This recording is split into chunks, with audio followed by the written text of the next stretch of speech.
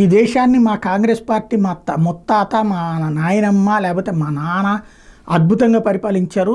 మొన్న కూడా నేను షాడోగా పనిచేసినటువంటి మన్మోహన్ సింగ్ బాగా పరిపాలించారు. ఇదిగో ఈ దేశానికి ఈ అభివృద్ధి జరిగింది, ఇలా జరిగింది, ఇంత సాగింది, కాబట్టి మాకు ఓటేయండి అని చెప్పడం ఒక ఎత్తు. లేదా ఇదిగో మేము వస్తే కనుక ధరలను ఈ స్థాయిలోనే ఉంచుతాం, లేదంటే కరెంట్ ఛార్జీలు ఈ స్థాయిలోనే ఉంచుతాం, దేశవ్యాప్తంగా ఇది చేస్తాం అని చెప్తే ఓట్లేసే పరిస్థితి కాంగ్రెస్కి లేదు. ఎందుకంటే విశ్వసనీయత కోల్పోవడం.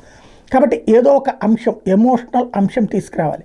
మైనార్టీలను బుజ్జగించడానికి ఇదిగో మిమ్మల్ని మోడీ వచ్చి చంపేస్తున్నాడు, మోడీ వచ్చి హింసించేస్తున్నాడు, విభజించి పాలిస్తున్నాడు. ఈ మాట చెప్తోంది ఎవరు? విభజించే వాళ్ళతో కలిసి రాహుల్ గాంధీ మాట్లాడతాడు.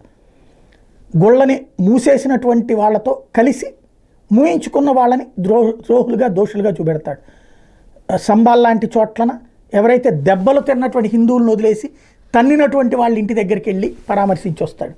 అంటే అక్కడ క్లియర్, ఒక మత వర్గాన్ని వాళ్ళు ఏ తప్పు చేసినా మేము వెనకేసుకొస్తాం అనేటటువంటి. ఇలా నాన్న అదే సమర్థనతోనే చివరికి ఏదైతే ముస్లిం మహిళలకి హక్కుగా వచ్చినటువంటి ఏది దాన్ని ఏమంటారు భరణం, దాన్ని క్యాన్సిల్ చేయించి రాజ్యాంగ సవరణ చేసినటువంటి మహానుభావుడు. అది ఒక ఎత్తు. ఇప్పుడు ఏది ఎస్సీ ఎస్టీ ముస్లిం, ఇది వీళ్ళ ఎజెండా. అందులో భాగంగా ఎస్సీ ఎస్టీలను రెచ్చగొడుతున్నారు, రెండో పక్కన ముస్లింలను రెచ్చగొడుతున్నారు. ఈ ముగ్గురిని కలిపి ఒక ఫార్ములా మహారాష్ట్రలో చేశారు. కాకపోతే దాంతో ఆ వర్గాలు కూడా అసలు విషయం గమనించి రివర్స్ అవ్వడంతో దెబ్బతింది.